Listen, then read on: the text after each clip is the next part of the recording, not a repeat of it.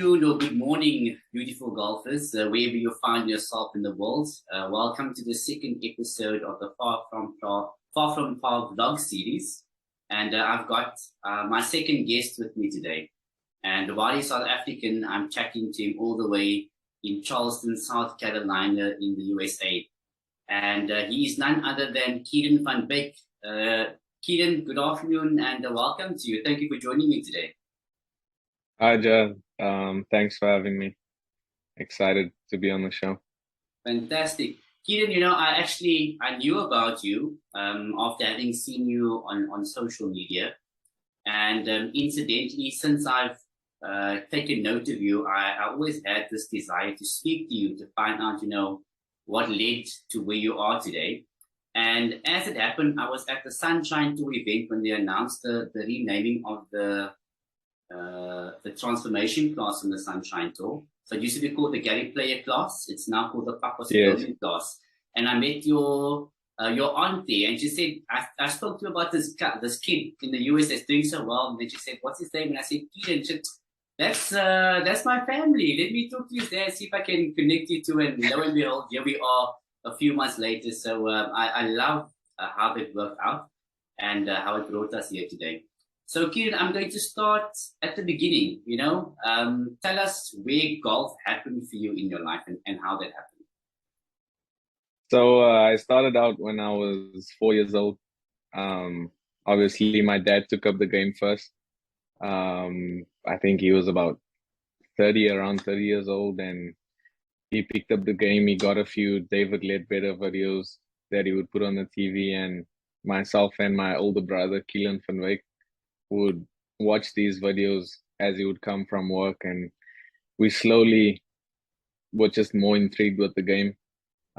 So my dad eventually got us a set of clubs, Little Tiger sets, of which we both started playing at that point, with about 3 or 4 clubs, just hitting the ball around in the garden. And yeah, we fell in love with the game from that point onwards. And yeah, the love for the game has never died, and I find myself here. Fantastic. I love how it started, something between a father and his sons to spend more time together, I'm assuming. Yes. And it's something that resonates with me because my kid that's 7 years old now, that's how we started. I used to push him in a pram while walking 9 holes and carrying the bag on my back. And kids generally adopt what they see their parents do. So I really love that story. And you spoke about your brother. I believe it's his birthday as well. By the time this airs, it's going to be a few days later. But happy birthday to you, Kieron. We hope you're having a fantastic one. And I'm sure Kieron is sending you a couple of messages to wish you if he hasn't already. No, I have. He's always been an inspiration to me.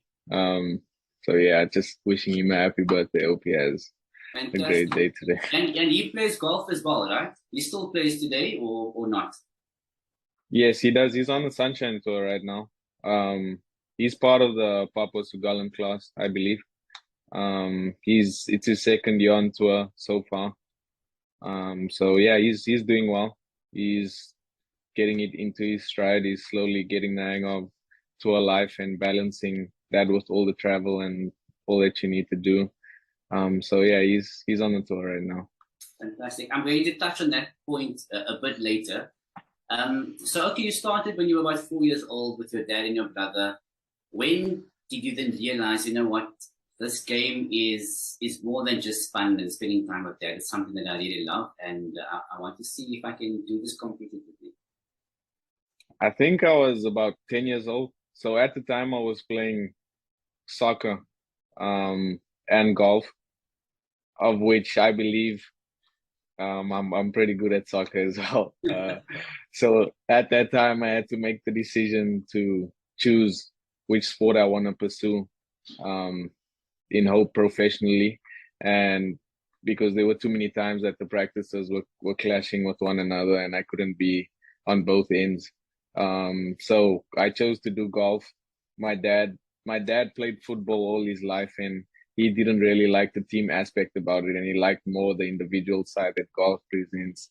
So I decided to pursue golf, and there was a organization called SA Kids, which was very strong back then, and I believe it still is. It's still running, which made it really competitive for myself and all my peers that are my age. So I believe from that point onwards is when I really became competitive in the game, and yeah. Fantastic. I'm familiar with the SA Kids circuit. My boy Adam participates in there as well, and we've got a few of our kids in the Mitchell's Plain Golf Development Program also competing there throughout the year. So tell us then, at that point when you realized, okay, I want to pursue this a bit more competitively, you're 10 years old, what were the next steps for you when you told your dad, okay, I'm serious about this? How did you take your next step to get to SA Kids? Was SA Kids the first step, or was it something else that led you to that point?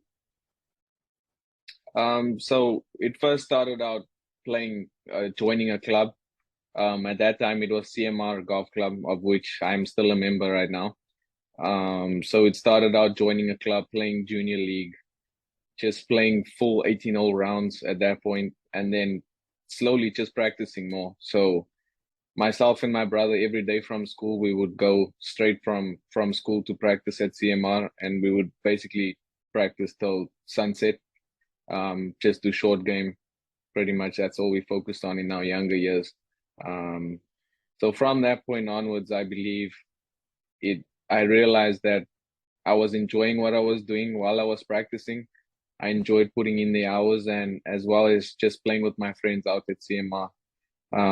I then pursued going on to play SA Kids, and then it became a national level or provincial level, and then a national level competition. So that was the route, the journey. Okay, fantastic.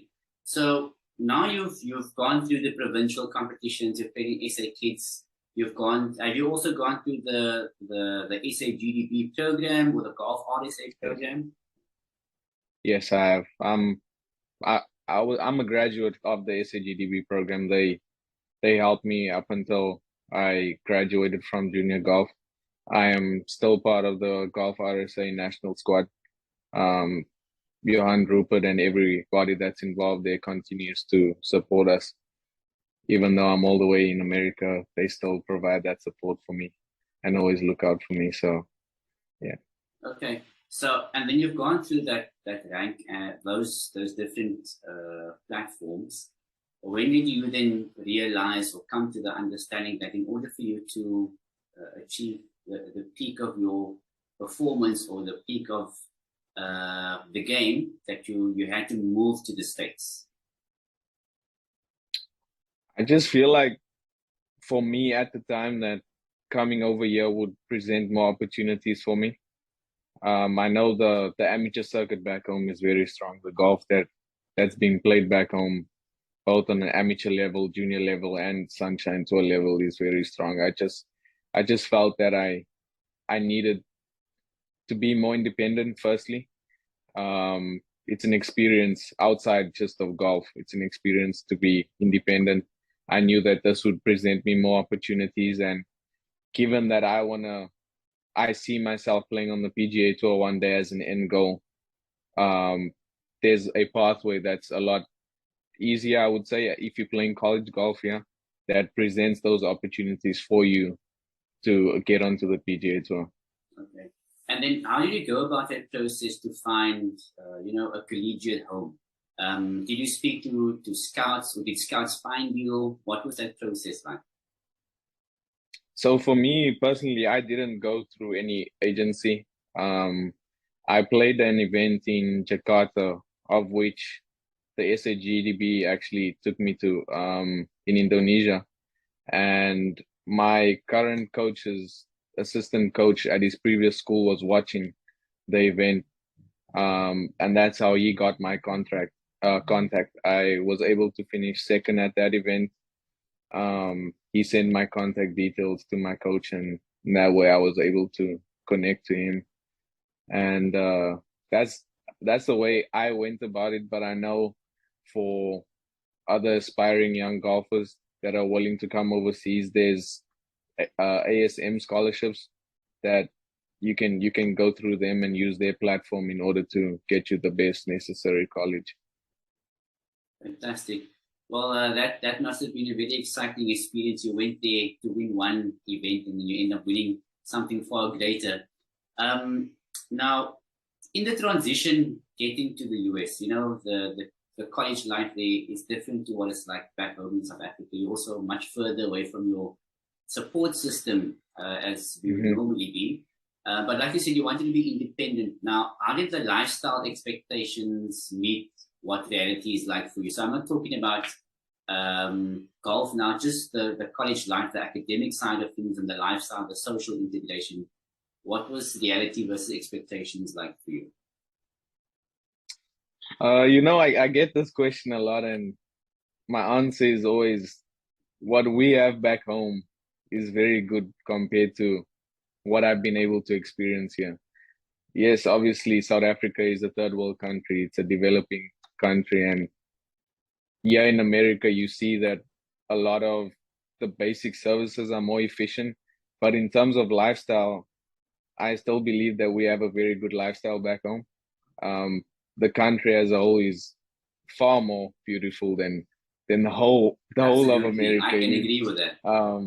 Yeah, so but in terms of lifestyle and academics, academics has been fine for me. I believe that the education system back home in South Africa is very strong, and we're able to cope and be competitive in academics here as well. So the transition for me wasn't too hard.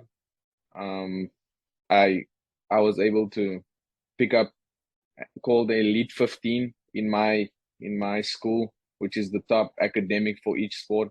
I was able to pick that up last year. So the transition for me was pretty easy. And in terms of lifestyle, I would just say the basic services just work more efficiently, and things get done quicker than what it is back home. Academic accolade as well. So you're not only excelling at sport, and it's good to hear. Now, you're a freshman at the College of Charleston. Charleston. Sophomore this year. Yes, a sophomore this year. Sophomore this year, yeah. Correct. Now, you've had quite a bumper year. You came there fresh. What were your expectations getting into the college on the sports scholarship for yourself? Did you say, I want to be a top 10, a top 5? What were your own goals? And how does that compare to the reality? You've won the CAA, the Colonial Athletics Association Player of the Year award, and you've also the Order of Merit winner for the year. And in achieving that, you also became the first Black person to win that accolade. So it's layers of success that you've achieved in a very short space of time. So how did that compare to what you thought is going to happen? Look, I always set high expectations for myself. It's the only way you can get better and constantly push yourself. So my expectations was always high. Going into college, I didn't know quite what the level was up until I played my fall semester, of which I went through last year. It's the same time now. And it proved that I was good enough. I placed second in my last event in the fall semester, of which I felt at that point I didn't really play my best golf. I was still able to finish second. So I knew going into the spring semester, I could make some waves and get a few wins under my belt. So over December, I came back home. I played the SA Open, managed to make the cut there. That gave me a bit of confidence going into the season. I practiced hard with my coach back home, Kieron van Wyk, just right before I came over here. And then from there, I set a goal for me to win an event last semester. And it just so happened that I was able to win too. But my expectations were always high, and continue to push myself. Fantastic. Congratulations once more. Those are fantastic accolades. And I think in South Africa and in the States, the transformation of golf is still a very topical issue, So what does it mean to you, being a person of color, understanding how difficult it was for players of underprivileged backgrounds to make it in the sport? What does it mean to you having won these awards in America, in a country where it's perceived to be the highest level of golf played in the world? It serves as motivation for me just to get better and better each day, to aspire all the young black up and coming golfers back home to know that there is a kid that was once in their position. Maybe I was privileged enough as I was as a junior, but a kid that is black and playing the sport, and is able to do it. So I just continue to strive to do better each and every day to motivate the young golfers back home as well as here in America.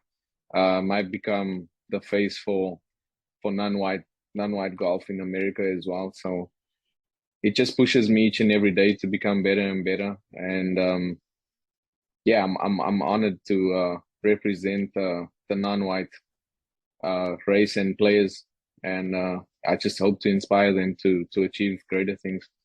Fantastic. You spoke about working on your game. I posed a question on social media, inviting people to present some questions to you. And I got a question from Dylan Naidu, whom you will know very well. Yeah. He recently won his maiden victory on the Sunshine Tour when he won the Sibaya Sunbet Challenge. And he's also from the Pakos Golden class. It was an emotional victory for him. And he wants to know, in addition to congratulations to your successes, what is the next step in your game that you're looking to work on that's going to be the biggest shift to the next level for you? Yeah, for sure. I know Dylan very well. I lean on his advice as well as like my brother that's on tour for them to help me. But for me, for the most part, I would like to say it's keeping everything simple and following the processes that I've got with my coach back home. But more than just golf, it's looking after my body. So I have certain goals about getting faster, picking up, getting more mass, and getting faster and able to hit the ball further. But at the same time, hit the ball further and just swing more at an 80% level consistently. That'll bring down my numbers and make myself a more whole-rounded player, more consistent off the tee. But for me, for the most part, I would say my short game, golf is one around the greens. I've all the other tournaments that I've won, there's no doubt that I was putting well in those events, chipping well in those events, besides driving and my approach. So for me, what I always focus on is my short game, my chipping, my putting, just learning different shots, sticking to my process in putting and keeping it simple. As far as my body goes, just to stay mobile, doing a whole lot of mobility exercises, making sure that my body is able to work in the correct way that it needs to for my swing, as well as just to prevent injury. Consequently, with that being said, I just picked up an injury like a week and a half ago. But yeah, it's part of the game. But yeah, that's my way or my pathway for. Fantastic. That's certainly a very mature and insightful way to look at it. Knowing that your body is your health is your greatest asset in this game, and as it is with any other sport. So I'm really excited to hear that you are taking care of your body, and I hope your recovery heals quickly. Now, in terms of your career, you've achieved great success over a short period of time. In your mind's eye, where do you see yourself making the shift from an amateur to a pro player? And has the recent success influenced that in any way? No, not at all. I believe I'll finish college. I'll do my 4 years at college, and then from there I'll obviously go on to turn professional and use the college system to springboard into the professional ranks over here in the States. So I did have doubts about turning professional sooner, but I'm sticking with the plan that I originally had, and I'm gonna finish college, gain all the experience that I can on a college level. Playing against the best players over here in America would only serve me right for turning pro one day. So that's what I'll be doing. Fantastic. And tell me, for any other aspirant youth looking to come or to carve a space for themselves in the golf industry, would you encourage them to take that leap that you did to get into another country, whether it be in Europe or in the States, to get into a college and pursue golf in that manner? Yes, for sure. Look, golf is it's an interesting game. It teaches you a lot of life lessons as well. So just the sport itself is one to get into. It teaches you a lot of life lessons. It teaches you about yourself, your strengths, your weaknesses, as well as just getting in. As far as getting into another country, just also teaches you more about yourself. You're able to meet new people. You're experiencing new cultures. You learning from different people, and holistically, you're growing as a person. So I believe that coming over here and being independent will only do you right, and you'll only benefit from all the experience and the learning curves that you're able to experience over here. Fantastic. Or abroad. Amazing. Are we going to, what does the rest of the year look like for you? College, when does the semester or the year end for you? And are we going to see you participating in any of the amateur events in Cape Town or South Africa in the next few months? Yeah, so my season has ended. It ended last week. I was able to I missed my last event because I picked up an injury a few days before it. But my season has ended for this semester, the fall semester. I'll be coming back home in December once I finish my exams. Unfortunately, I won't be playing the SA Open this year. But I'll be coming back home, and then I'll be back over here in January. I believe all the amateur events only start towards the end of January, so I won't be able to play any of those. But my spring semester kicks off in the beginning of Feb next year. Okay. I believe Dylan Naidu is in Spain right now. He's competing in the final stage of Q School to get his DP World Tour card. Do you want to wish him well? Any words of encouragement? Yes, just good luck though. I know he's a really hard worker. He's a great player. So I just wish him all the best. I know if he puts his head down and just perseveres and shows some grit and resilience, that he'll be able to retain or attain his DP World Tour card. He's a great player, and I just wish him everything all the best for the week ahead. Fantastic. Kieron, that's it from my side. I really enjoyed getting to know you just a little bit. And I wish you every bit of success on the academic side, with your recovery and obviously with your golf. We look forward to seeing a lot more of you and your success on the collegiate circuit. And who knows, maybe we see you turning pro sooner than you think. We've all got very high hopes for you. You are a top performing athlete, and you serve as a fantastic role model to a lot of the youth in South Africa. And we hope that they try to emulate you as they try to carve a space for themselves in the golf industry. Thank you for your time, and yeah, we wish you luck. Take care. Thank you, Jad. Thank you for all the support. I appreciate it all the way from home, and I enjoy watching your series that you got going on social media, and all the best with that. Thank you. Thanks once again for having me. Thank you. Oh, there's one more question. Recently, before we go, you've just signed up with a talent management company with ASE. Am I right? Yes, that's right. That happened very recently. I picked it up. Congratulations on that. I'm gathering that this agency is going to manage your name, image, and likeness rights. Yes. How did that come about? Was it expected, and what does it mean for you moving forward? Yeah, so I pretty much did it like 2 days ago. I signed with them 2 days ago, and so as I was playing throughout last year and more beginning of this year, and as I was playing, I was getting a lot of DMs on Instagram about certain sponsorships, companies wanting to work with me.